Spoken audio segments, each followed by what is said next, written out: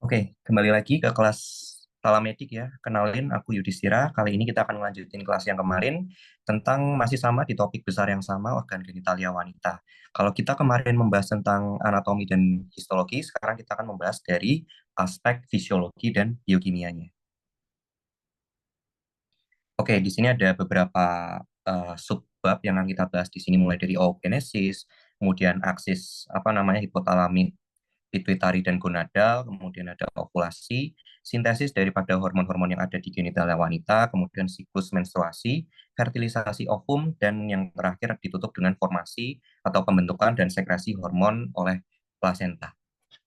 Jadi kita mulai dulu dari yang pertama.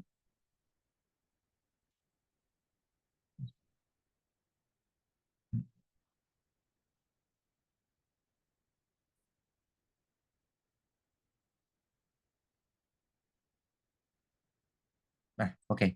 Jadi kita mulai dari subbab yang pertama terlebih dahulu, oogenesis. Jadi oogenesis ini aku kira udah pernah dipelajari sudah dari lama ya pasti teman-teman. Udah dari SMA bahkan di mata pelajaran oogenesis, mata pelajaran biologi maksud saya. Jadi oogenesis ini sederhananya adalah suatu proses perkembangan daripada sel telur yang dimulai daripada oogonium sampai menjadi yang terakhir itu ovum. Jadi yang perlu diketahui di slide ini tambahannya adalah bahwa oogonium itu secara embriologis itu berawal atau berasal dari dorsal endoderm atau sel dorsal endoderm yang dia itu terpisah dari endoderm itu lalu bermigrasi sampai ke bagian korteks daripada ovarium kan kemarin sudah sempat dibahas ya di bagian ovarium itu ada lapisan-lapisan yang mulai dari lapisan luarnya epitalia ovarium, kemudian ada tunika albuginia, kemudian ada dua lapisan terakhirnya itu adalah korteks dan juga medula. Nah, di bagian korteks itulah tujuan daripada oogonium itu bermigrasi. Jadi berkumpul semua di sana. Ketika sudah mencapai, ketika seorang perempuan itu mencapai usia untuk mengalami pubertas, nah sel telur ini tadi itu kan mulai apa namanya mulai berkembang, mulai mengalami oogenesis, mulai dari oogonium yang jumlah kromosomnya itu masih diploid ya, masih 2N, 46 kromosom. Di sana kemudian mengalami meiosis satu menjadi secondary oocyte, kemudian mengalami meiosis 2 tapi berhenti di sana, hanya berhenti sampai ke fase metafase kedua. Ini kan teman-teman pasti masih ingat dulu waktu masih SMA itu diajari ada profase, kemudian metafase, anafase, dan telofase. Nah, diperdalam lagi di bagian slide ini, dari buku Gaitan itu dikatakan uh, ovum atau oosit itu akan berhenti perkembangannya sampai di meiosis 2, tepatnya metafase 2. Baru akan berlanjutnya kapan? Baru akan berlanjut lagi itu setelah dibuahi oleh spermatosit, yang akan kita bahas di slide berikutnya. Oke, habis membahas tentang oogenesis, kita bahas sedikit tentang dari aspek endokrinnya. Yang kemarin kan kita tidak bahas tentang aksis HPG ini aja, sedangkan aksis-aksis yang lainnya kan sudah pernah dibahas di endokrin. Jadi singkatnya aksis HPG ini merupakan singkatan dari hipotalamo pituitari gonad, di mana ini masih sama kayak yang endokrin kemarin, hubungannya melibatkan organ hipotalamus, kemudian pituitari, dan juga gonadalnya itu adalah ovarium itu sendiri. Jadi singkatnya, hipotalamus akan menghasilkan yang namanya GnRH atau gonadotropin releasing hormone yang akan menstimulasi daripada pituitari, tepatnya pituitari lobus anterior untuk menghasilkan apa? Untuk menghasilkan LH dan juga FSH. Jadi ada luteinizing hormone dan juga follicle stimulating hormone yang akan dibawa masing-masing dari LH itu dibawa ke TK sel, sedangkan FSH itu dibawa ke sel granulosa.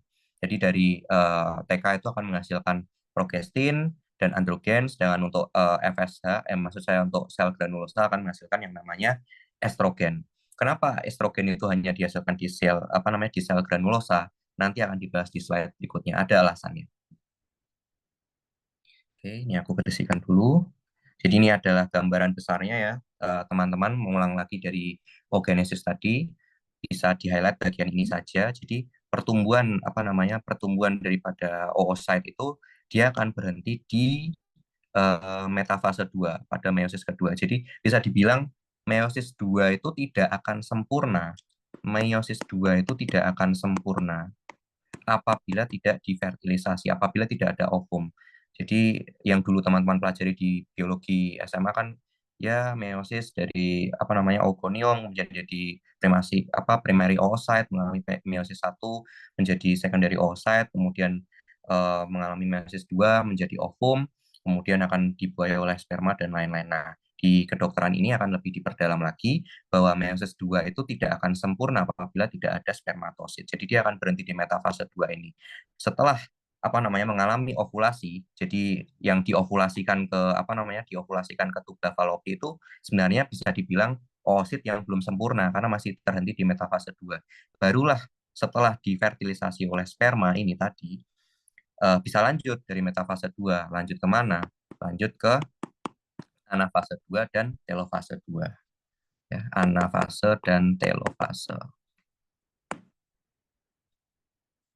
Oke, slide berikutnya. Jadi kita akan membahas terkait pertumbuhan folikel. Nah, setiap ovum, tadi kan aku sempat bahas tadi ovum itu berasal dari oogonium yang dari dorsal endoderm dia bermigrasi ke korteks daripada ovarium. Nah, di korteks ovarium dia itu tidak hanya semata-mata ya udah kamu diam aja di sana di bagian korteks tanpa pelindung apa-apa. Di sana itu ada pelindungnya teman-teman. Ovum itu ada pelindungnya. Ovum itu dilindungi oleh siapa? Namanya sel-sel granulosa. Sel-sel granulosa ini juga ada fungsinya, tidak hanya sebagai pelindung daripada ovum. Dia itu berfungsi sebagai penyuplai nutrisi dan juga dia ada, ini aku highlight, sekresi oocyte maturation inhibiting factor. Apa ini fungsinya? Apa ini fungsi struktur ini atau komponen ini? Fungsi daripada oocyte maturation inhibiting factor ini adalah struktur atau komponen yang menjelaskan kenapa secondary oocyte itu berhenti pertumbuhannya atau berhenti perkembangannya hanya mencapai di metafase 2. Jadi struktur ini yang apa namanya yang mempengaruhi kenapa kok dia itu hanya berhenti di sana di metafase 2. Nah, jadi yang dihentikan perkembangannya itu hanya ovumnya, sedangkan granulosanya tidak dihentikan, tidak berhenti. Dia itu masih berkembang. Buktinya di sini dari hanya selapis menjadi berlapis-lapis sampai muncul antrum, ada TK.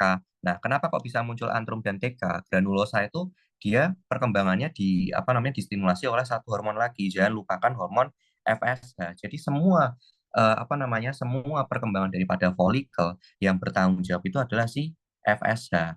Jadi seperti namanya, follicle stimulating hormone. FSH ini kan dikeluarkan oleh apa namanya tadi pituitari anterior, dibawa oleh pembuluh darah sampai ke gonad ke ovarium untuk apa? Untuk perkembangan folikel ini. Nah, efeknya apa dia? Efeknya itu menyebabkan akselerasi pertumbuhan daripada folikel dan menyebabkan pertumbuhan sel TK. Nah, TK sendiri itu nanti dibagi menjadi dua, teman-teman. Ada TK interna dan juga TK eksterna. TK interna ini fungsinya menghasilkan estrogen dan progesteron. Sedangkan apa namanya TK eksterna ini adalah vaskularisasi. Mungkin di sini perlu sedikit apa namanya ralat ya. Ini TK ini tidak bisa menghasilkan estrogen. Ini di ya nanti aku coba perbaiki. Dia nggak ada estrogen. Dia hanya menghasilkan progesteron dan tepatnya ini aku ganti aja sekalian. Androgen.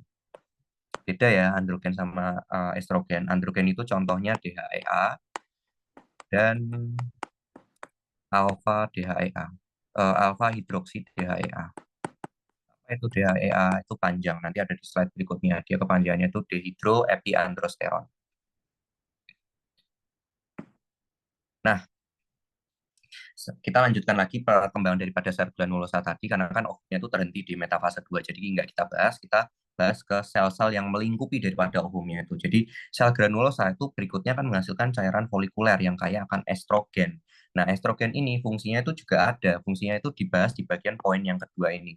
Jadi estrogen itu menginduksi daripada yang pertama, apa namanya menstimulasi granulosa untuk menghasilkan reseptor-reseptor FSH yang lebih banyak. Akibatnya apa?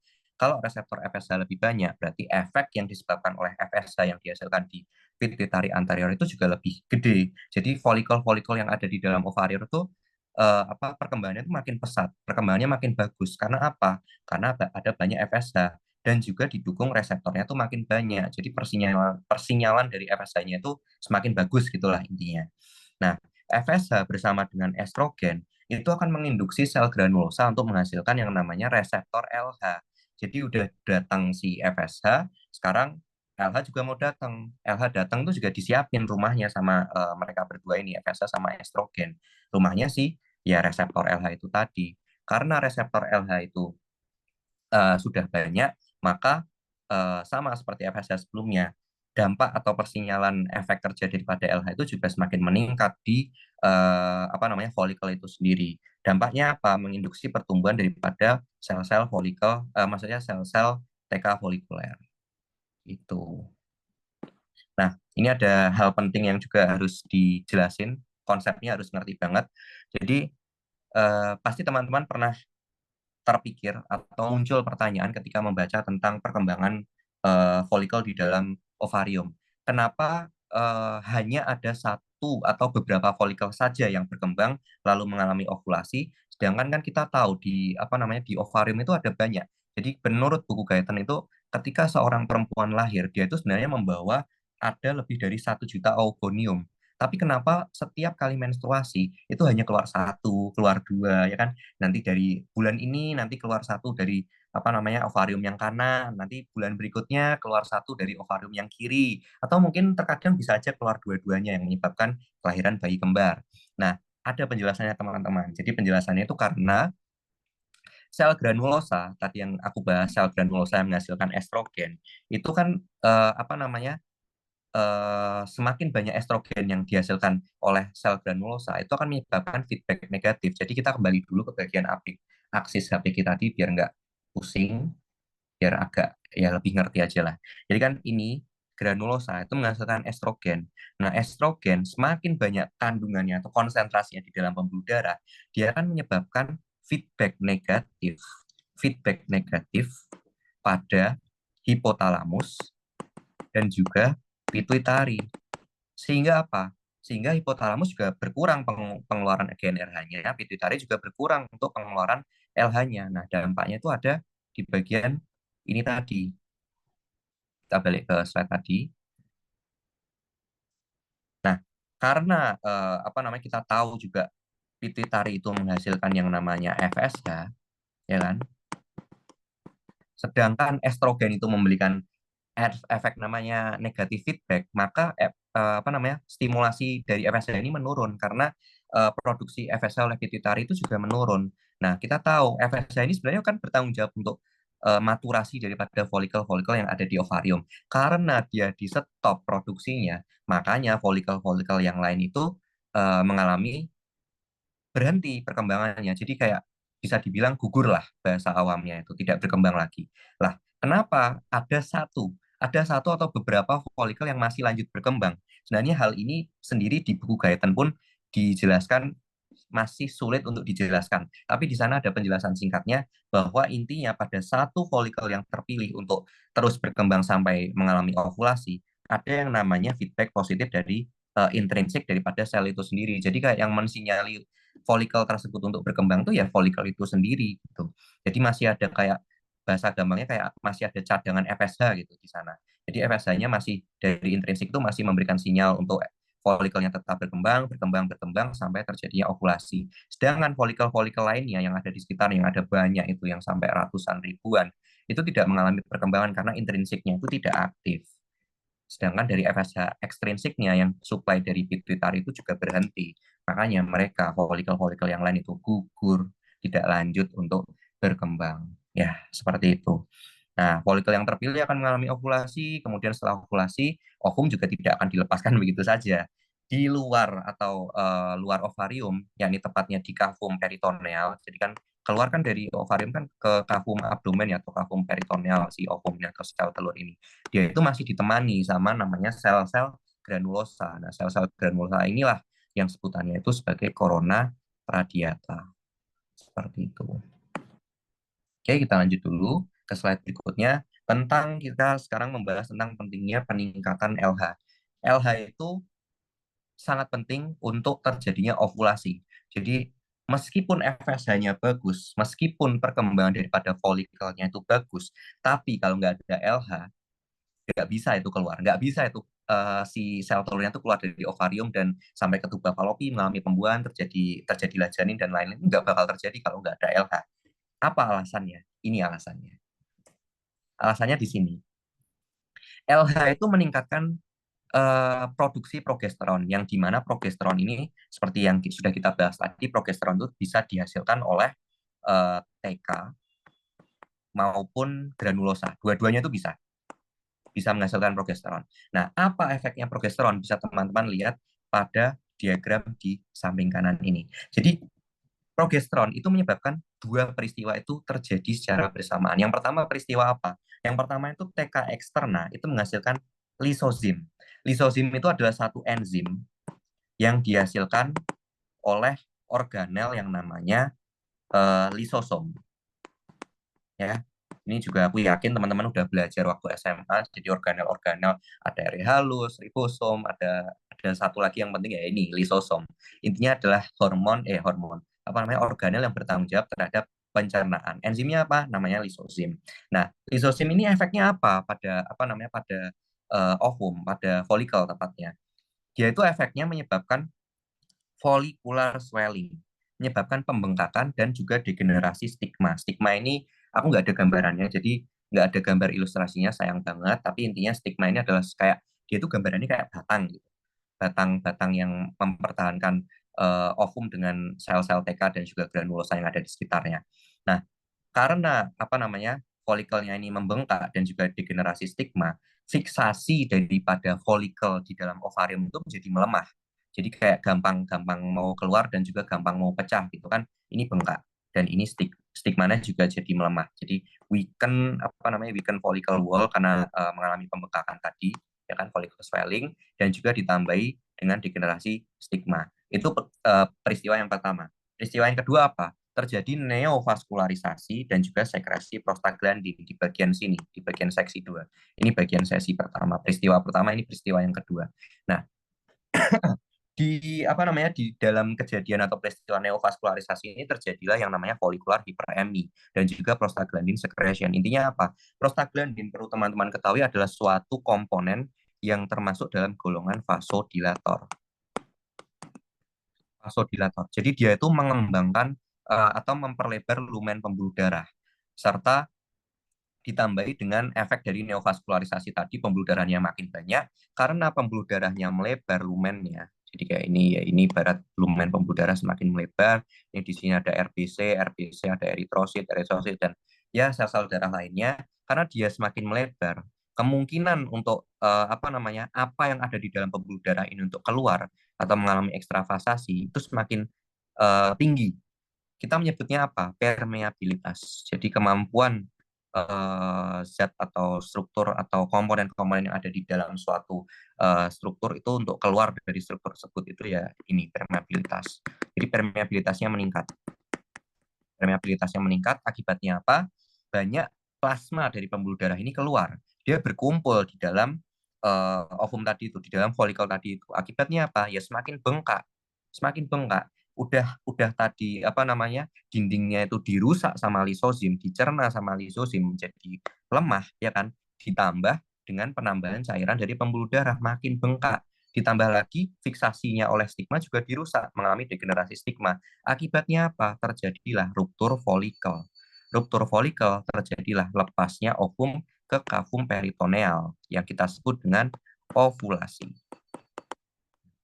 Itulah itulah pentingnya LH untuk terjadinya ovulasi. Jadi kalau nggak ada LH ini nggak bakalan terjadi ovulasi. Meskipun FSH-nya bagus, meskipun folikelnya juga berkembang dengan baik, tapi kalau nggak ada LH, nggak bakal ini ovulasi ini ada atau terjadi. Seperti itu. Oke. Ya, kita lanjut lagi. Setelah apa namanya? Kita membahas fase di mana setelah ovum itu keluar atau setelah terjadi ovulasi. Jadi fase luteal ini post ovulasi. Nah, apa yang terjadi kepada rumah kita nyebutnya rumah daripada ovum yang sebelumnya itu ditinggalkan. Jadi kayak karena ovumnya itu keluar, sekarang dia dilingkupi sama corona radiata. Nah, apa yang terjadi pada sel-sel TK dan granulosa yang ditinggalkan oleh ovum setelah ovulasi? Yang terjadi adalah mereka itu mengalami yang namanya luteinizing. Luteinizing. Jadi eh, kan kita sempat membahas tadi itu pembentukan daripada hormon estrogen, androgen dan juga progesteron itu adalah bahan dasarnya lemak ya. Nah, LP apa ya? Bukan LPL, LDL. Nah, low density lipid. Ya, tepatnya ini. Jadi ya bahasa gampangnya bolehlah kita sebut dengan lemak. Nah, sel-sel TK dan juga granulosa yang kaya akan lemak, ya kan, kaya akan lemak, itu mereka berubah warna, berubah warna menjadi kuning. Jadi warna kuning di gambar ini bukan suatu tanpa alasan gitu ya. Warna kuning ini disebabkan karena akumulasi sel-sel lemak yang ada pada struktur tersebut. Kita sebut struktur tersebut sebagai korpus luteum. Nah, meskipun ditinggalkan oleh ovum, si korpus luteum yang isinya tadi TK dan juga granulosa itu tidak berhenti memproduksi hormon. Mereka itu masih aktif memproduksi hormon. Hormon apa? Hormon ya sama, progesteron dan juga estrogen. Fungsinya buat apa? Fungsinya ya nanti estrogen ini untuk apa namanya? Untuk proliferasi daripada sel-sel yang nanti di endometrium tempat menempelnya ovum nanti yang ada di uterus ya kan untuk proliferasi sel-sel, dan progesteron itu untuk mempersiapkan penebalan dinding-dinding yang ada di endometrium. Seperti itu. Nah, ini kita ada bahas biokimianya sedikit. Ini memang di bagian kiri itu narasinya ada banyak, tapi yang penting itu sebenarnya ada di bagian poin ketiga sama poin keempat aja. Poin pertama sama poin kedua ya bolehlah dibacakan. Intinya itu adalah fungsi atau manfaat daripada hormon estrogen dan juga progesteron itu efeknya apa pada tubuh kita itu. Nah, kita balik lagi ke poin yang ketiga sama keempat. Jadi estrogen itu dia memiliki tiga bentuk. Yang pertama itu ada beta estradiol ini, beta estradiol. Kemudian yang kedua estron, yang kedua itu adalah estriol. Nah, yang paling banyak dijumpai itu adalah beta estradiol. Beta estradiol ini yang diproduksi oleh ovarium. Jadi estrogen yang kita sebut itu adalah estradiol ini yang dihasilkan oleh ovarium. Sedangkan apa namanya estron ini dia dihasilkan oleh adrenal cortex, ya kan? Jadi apa namanya kelenjar suprarenalis yang sempat kita bahas di sistem endokrin kemarin itu ternyata juga menghasilkan yang namanya estrogen, cuma bentuknya beda. Bentuknya itu namanya estron dan juga oleh sel TK dan juga adrenal. Nah, satu lagi bentuknya itu adalah estriol. Estriol ini merupakan turunan daripada estron dan juga beta estradiol yang diproses di mana? Diproses di liver. Seperti itu. Kemudian untuk progestin, progestin itu juga ada dua jenis bentuknya, ada progesteron dan juga 17 alfa hidroksiprogesteron. Udah, itu aja. Nah, yang akan kita bahas lebih dalam itu si ini.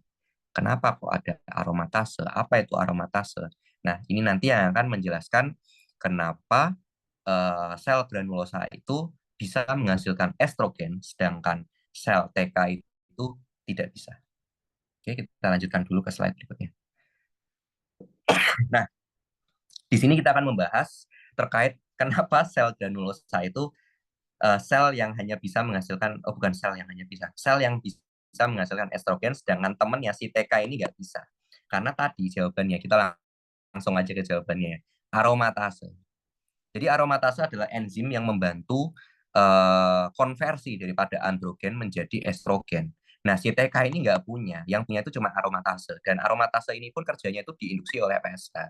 Jadi kembali lagi, bahwa aku ulang dari awal lagi, bahwa pembentukan hormon apa namanya progesteron dan juga estrogen itu dia bahan dasarnya ada LDL, ya kan, dua-duanya juga punya reseptornya, granulosa dan juga TK itu punya reseptornya.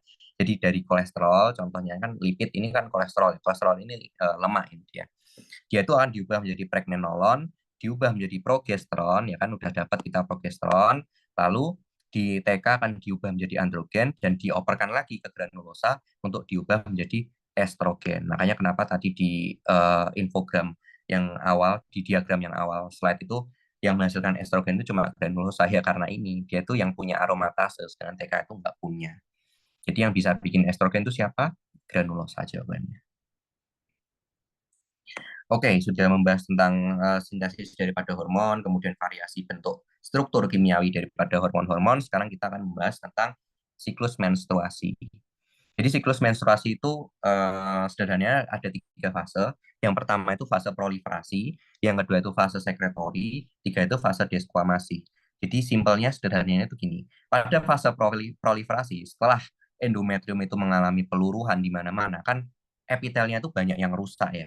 Nah, di fase proliferasi, patogenomiknya atau mnemoniknya atau ciri khasnya daripada fase proliferasi adalah terjadinya reepitelisasi.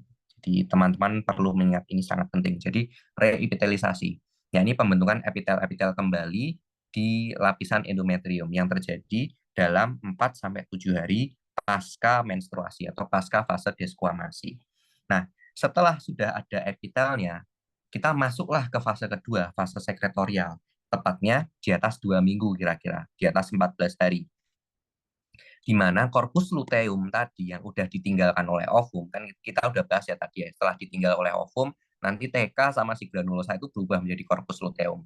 Nah, korpus luteum ini masih aktif menyekresi hormon estrogen dan progesteron. Yaitu efeknya adalah untuk meningkatkan estrogen untuk meningkatkan proliferasi dan progesteron itu untuk menebalkan dindingnya. Jadi fase sekretorial ini adalah penting, sangat penting untuk intinya itu menyiapkan tempat implantasi atau tempat menempelnya ovum nanti setelah dibuahi. Seperti itu. Jadi udah apa namanya udah ada epitelnya, sekarang tinggal ditebalin aja di fase sekretorial. Nah, ada nama sekretorialnya juga ada ada alasannya karena di sana itu selain kita menebalkan lapisan endometrium, glandula-glandula di sana, kelenjar-kelenjar di sana yang fungsinya untuk mengeluarkan atau menyimpan nutrien untuk nanti janin makan, ya kan? Jadi kayak pasokan nutrien untuk janin itu juga diperbanyak di lapisan endometrium. Makanya kenapa fase ini namanya fase sekretorial. Nah, yang ketiga terakhir fase desquamasi. Fase desquamasi itu terjadi ketika ovum itu tidak terbuahi, ya kan? Ketika ovum tidak terbuahi dan korpus luteum itu mengalami involusi atau degradasi, ya kan? Jadi kan ada umurnya juga itu si korpus luteum, dia itu nggak terus-terusan menghasilkan estrogen dan progesteron, dia itu juga ada umurnya. Nah, setelah si korpus luteum ini mencapai umurnya dan mengalami involusi atau degradasi, akibatnya apa? FSH, androgen, en, kok androgen, sorry, kita hapus dulu. Estrogen dan progesteron itu menurun. Nah, kalau menurun apa yang terjadi? Ya, yang terjadi tidak ada yang mempertahankan ketebalan daripada dinding endometrium. Akibatnya apa? Terjadilah peluruhan. Jadi yang diawali dengan vasokonstriksi ini juga. Jadi endometrium akan mengalami nekrosis atau peluruhan dan terjadilah menstruasi. Itu yang pertama. Yang pertama karena korpus luteum itu mencapai umurnya. Yang kedua, karena pembuluh darah yang ada di di dalam lapisan endometrium, jadi ada di sini yang bentuknya ini melingkar-melingkar ini kan pembuluh darah ini. Nah, pembuluh darahnya ini mengalami vasokonstriksi. Akibatnya apa? Kalau mengalami vasokonstriksi, akibatnya suplai darah ke lapisan endometrium itu menurun. Jadi kayak kekurangan nutrien. Jadi udah tidak ada hormon estrogen dan progesteron yang mempertahankan ketebalan daripada endometrium, pembuluh darahnya mengalami penyempitan lagi vasokonstriksi. Jadinya ya udah endometrium tadi itu mengalami nekrosis atau involusi atau degradasi atau ya apapun itu bahasanya, lalu terjadilah peluruhan dan juga perdarahan yang kita sebut dalam bahasa awamnya itu menstruasi. Nah, sekarang kita masuk ke pembahasan terkait fertilisasi ovum. Nah, eh, ovum setelah mengalami ovulasi keluar dari ovarium, dia itu ditemani oleh kembali lagi ditemani oleh corona radiata. Dia akan masuk ke tuba fallopi setelah ditangkap sama fimbrinya itu masuk ke pars infundibulum. Jadi kan kita sambil ingat-ingat ulang ya. Tuba tuba fallopi itu ada ada dua bagian. Ada 4 bagian, sorry. Ada bagian infundibular. Jadi di sini ovum, infundibular, kemudian ampularis, kemudian ismicum atau ismus, dan juga interstitialis. Interstitialis. Nah, dia akan masuk ke infundibulum, menggelinding ya kan ovumnya. Nah, nanti di bagian ampularis dia akan bertemu oleh sperma. Jadi sebenarnya nggak hanya di ampularis saja sih, cuma berdasarkan statistik memang kebanyakan fertilisasi itu terjadinya di bagian pars ampularis ini. Nah, setelah bertemu dengan sperma atau spermatosit, spermatosit ini akan menembus bagian daripada ovum. Dia akan menembus zona pellucida, dia akan menembus corona radiata, baru dia akan masuk ke bertemu dengan ovum di dalam. Seperti ini gambar yang di ini. Nah, nanti ketika sudah sampai di dalam, kepala daripada spermatosit itu akan berubah bentuk menjadi struktur yang namanya male pronucleus. Sedangkan untuk ovum sendiri juga akan menjadi yang namanya female pronucleus. Di bagian gambar E ini adalah ketika kromosom daripada sperma yang dibawa sebanyak 23 kromosom dan juga 23 kromosom daripada daripada ovum itu sudah bergabung menjadi satu. Tinggal mereka itu ya membelah-membelah aja lah. Kayak yang teman-teman dengar waktu SMA ya, morula, gastrula, blastula, dan lain-lain. Dan selanjutnya. Nah, kita bahas ulang lagi. Ini kan tadi udah aku jelasin. Jadi ovum lepas daripada ovarium, dia akan ditangkap oleh fimbre, masuk ya kan ke infundibula dan juga ampularis ketemu sama sperma. Nah, setelah dibuai oleh sperma, dia akan membelah tuh kayak menjadi morula, gastrula, kemudian blastula ya sampai menjadi blastula terus menempel di endometrium atau mengalami implantasi. Nah, ini tadi yang aku sebutkan. Jadi meiosis 2 itu baru bisa sempurna setelah apa namanya? Setelah si ovum ini dibuahi oleh sperma. Jadi yang tadi berhenti di metafase 2 akhirnya bisa lanjut ke apa namanya? Ke anafase dan telofase, menjadi ovum yang sempurna itu. Anafase dan telofase. Nah, ini tadi mengulang juga dari jadi sperma itu bawa 23, kemudian ovum itu juga bawa 23, karena 23 tambah 23 ya jadi 46, jadi diploidi lagi. Di sini disebutnya dengan 23 pasang atau 46 kromosom. Oke.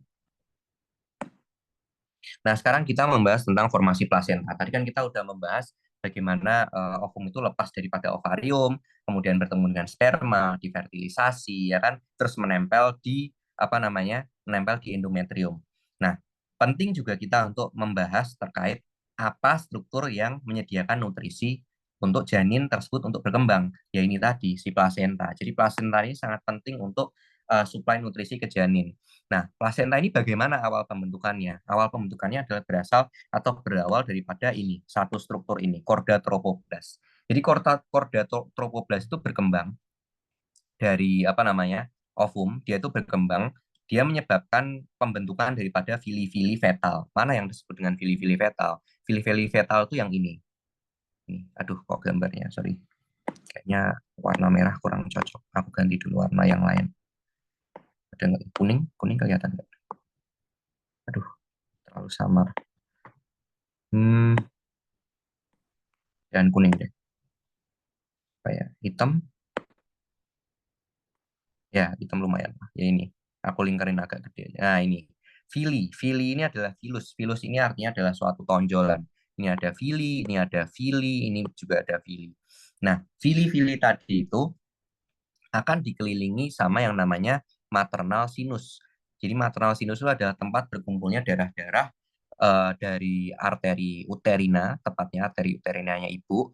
Nutrisi-nutrisinya kan berkumpul di sini, ya kan di bagian ini. Ini sinus tuh yang ini. Jadi ruangan ini, yang warnanya merah ini, yang mengelilingi filus itu namanya sinus. Nah, semua nutrisinya itu akan berkumpul di sini. Nanti akan berdifusi ke filus, kemudian dibawa sama pembuluh darah bayinya, kemudian ya udah dipakai sama bayinya untuk bermetabolisme seperti itu. Dan perlu dimengerti juga bahwa di plasenta ini pembuluh darah yang terlibat itu kalau dari ibu itu namanya sorry, itu namanya adalah arteri uterina, ya kan? Arteri uterina itu yang ada di sini, yang ada di ya itu yang ada tulisannya from the mother, kemudian vena uterina yang tulisannya to the mother, sedangkan untuk dari yang bayi itu adalah arteri dan vena umbilicalis. Nah, satu hal lagi, jangan sampai kebalik, pembuluh darah yang membawa nutrisi daripada fili ke tubuh janin itu adalah umbilical vein. Kenapa kok nggak arteri? Ya, karena kan perlu diingat kembali bahwa penamaan arteri dan vena itu juga ada alasannya, ada definisinya. Pembuluh vena itu adalah pembuluh yang bergerak menuju atau kembali ke tubuh atau kembali ke jantung lah.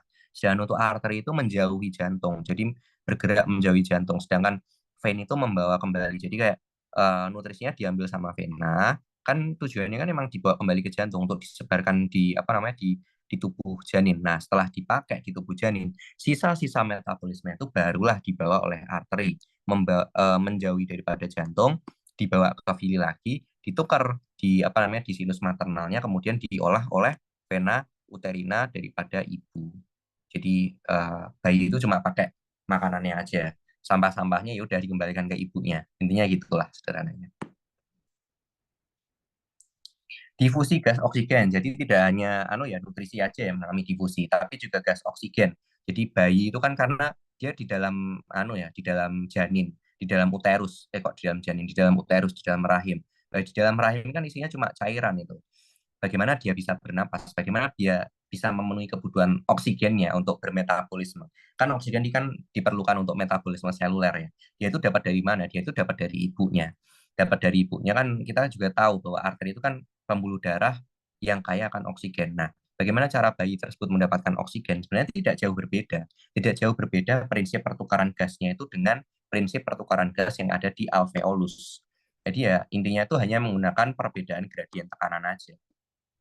Jadi misalnya ini pembuluh darah ibu, ini sinus maternal, ya kan? Sorry. Oke. Ini sinus maternal, agak macet.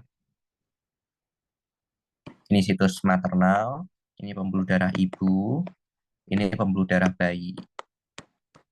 Nah, oksigen di pembuluh darah ibu itu tekanannya tinggi. Tekanannya tinggi, aku wakilkan dengan P ya. P itu untuk pressure. Jadi karena perbedaan gradien, ada perbedaan gradien. Jadi di sinus ini tekanannya lebih rendah, apalagi di bayi ini tekanannya lebih rendah, maka oksigen itu bisa bergerak atau berdifusi dari pembuluh darah ibu masuk ke sinus, kemudian dari sinus masuk ke pembuluh darah bayi. Begitupun sebaliknya, nanti waktu pertukaran gas CO2 di pembuluh darah bayi itu tekanannya tinggi. Dia akan bergerak ke tekanan yang lebih rendah, masuk ke sinus, kemudian bergerak lagi dari sinus ke pembuluh darah ibu, yakni vena uterina, yang tekanan gas karbon dioksidanya itu lebih rendah. Ya, seperti itu. Nah, sekarang kita membahas tentang sekresi HCG, estrogen, progesteron, dan juga ya itu tiga itu oleh plasenta. Jadi ternyata plasenta itu juga bisa menghasilkan hormon ya teman-teman. Dan yang mau aku tekenin di bagian subbab ini adalah pernah nggak teman-teman itu bertanya bahwa korpus luteum itu kan tadi yang sudah kita bahas, dia itu punya umur. Dia itu udah terprogram untuk mengalami kematian apabila sudah mencapai kira-kira kalau menurut teori itu 12 sampai 14 hari. Nah, kenapa pada ovum atau sel telur yang sudah dibuahi ini korpus luteumnya itu bisa bertahan lebih lama? Jawabannya adalah karena adanya HCG atau hormon human chorionic gonadotropin. Siapa yang menghasilkan? Yang menghasilkan adalah sincitial trophoblast tadi. Ya, tadi udah sempat aku singgung ya, tapi ini semakin penting aja ini ternyata si sel sincitial trophoblast ini karena dia bisa menghasilkan HCG. Jadi intinya HCG itu dia mencegah mencegah prevent prevent corpus luteum untuk mengalami involusi atau mengalami nekrosis atau mengalami degradasi apapun itu teman-teman menyebutnya. Jadi intinya involusinya itu dicegah karena CL-nya ini involusinya dicegah otomatis umurnya makin panjang dong. Ya kan umurnya makin panjang. Tadi CL itu menghasilkan apa? CL itu dia menghasilkan estrogen dan progesteron. Jadi karena umur CL itu makin panjang, maka penyuplai daripada estrogen dan progesteronnya itu makin banyak, masih ada, sorry kata-katanya, sorry diksiku kurang bagus. Jadi estrogen dan progesteron itu penyuplainya masih ada. Bahkan dia itu malah meningkatkan sekresinya di sini berdasarkan buku Guyton. Tidak hanya menghentikan involusi, tetapi juga meningkatkan produksi daripada estrogen dan progesteron. Efeknya, ketebalan daripada lapisan endometrium itu masih bisa dijaga. Jadi janin masih bisa hidup di sana. Bayangin kalau nggak ada HCG. Kalau nggak ada HCG, CL mengalami, korpus luteum mengalami involusi, nggak ada estrogen dan progesteron, yaudah meluruh dong dindingnya itu tadi, dinding endometriumnya meluruh karena menipis, ya kan mengalami nekrosis kayak yang tadi udah kita jelasin, karena vasokonstriksi dan bla bla bla itu mengalami peluruhan, akibatnya janinnya juga ikut meluruh, juga ikut mati karena nggak ada yang menyuplai energi ke sana, tidak ada yang menyuplai nutrisi ke sana.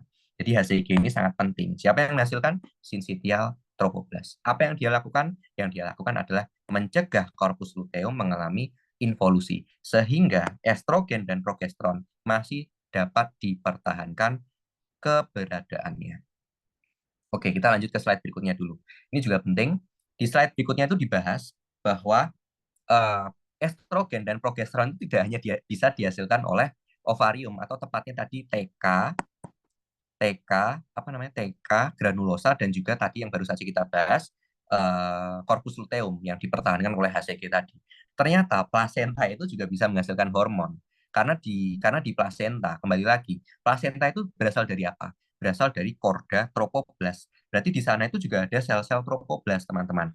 Jadi sama kayak yang tadi yang menghasilkan HCG, sel-sel sinsitial tropoblas itu juga menghasilkan yang namanya estrogen dan progesteron. Cuma apa bedanya? Apa yang membedakan estrogen dan progesteron yang dihasilkan oleh tropoblas pada apa namanya pada endometrium atau plasenta ini dengan estrogen yang dihasilkan oleh ovarium. Perbedaannya adalah bahan bakunya aja. Kayak tadi gambar di awal itu kan kita tadi udah aku jelasin bahwa sumber bahan baku dasar banget daripada estrogen dan progesteron itu adalah lemak, lipid, kolesterol tadi kalau di gambarnya itu. Nah, bedanya kalau di plasenta, dia itu membuat estrogen dan progesteron itu dari konversi ini, DHEA. Tadi yang udah aku singgung di awal itu yang namanya panjang baru kita bahas di slide belakangan, ya ini yang aku maksud. DHEA dan juga 16 DHEA. Apa ini mereka berdua ini? Mereka berdua ini adalah androgen. Jadi kayak karena masih ada cadangan androgen, diubahlah dia oleh sel-sel sinsitial trofoblast menjadi estrogen dan progesteron. Ya dampaknya tentu bagus karena makin banyak estrogen dan progesteron, ketebalan daripada endometrium itu semakin bisa dipertahankan sehingga lingkungan daripada janin untuk bertumbuh ya bisa dipertahankan kualitasnya masih bagus lah. Dan di samping itu juga masih ada efek-efek lainnya seperti estrogen nih. Dia bisa menyebabkan relaksasi pelvis dan juga simbisis pubis itu menjadi lebih elastis. Jadi ketika apa namanya ukuran janin makin membesar, makin melebar, itu ya mendukung gitu loh rumahnya. Jadi nggak kaku gitu loh. Apalagi kalau misalnya nggak elastis, bayangin aja kalau nggak elastis nanti uterusnya ruptur gara-gara janinnya membesar itu kan nggak lucu. Jadi kan ada fungsinya juga sih estrogen ini. Ada manfaatnya selain mempertahankan ketebalan daripada endometrium bersama dengan progesteron. Yaitu juga bisa membuat pelvis itu menjadi lebih rileks dan juga simbisis pubis itu menjadi elastis. Dan untuk progesteron dia selain untuk mempertahankan ketebalan daripada endometrium kan dari SMA itu diajarin pokoknya progesteron itu mempertahankan ketebalan dia yang bertanggung jawab menebalkan dinding endometrium. Nah dia itu juga dia juga punya fungsi lainnya adalah untuk perkembangan namanya sel desi 2 yang ada di endometrium. Fungsinya apa? Sel desi 2 itu adalah storage untuk nutrisi, jadi ya gampangnya untuk menutrisi janin lah, itu aja ya, seperti itu. Ya, mungkin sudah sampai di penghujung daripada presentasi. Semoga materi yang tadi udah aku sharing dapat bermanfaat bagi teman-teman dan dapat dipahami dengan baik. Oke, thank you buat atensi dan juga waktunya. Mungkin untuk waktu dan tempat saya kembalikan ke moderator. Terima kasih.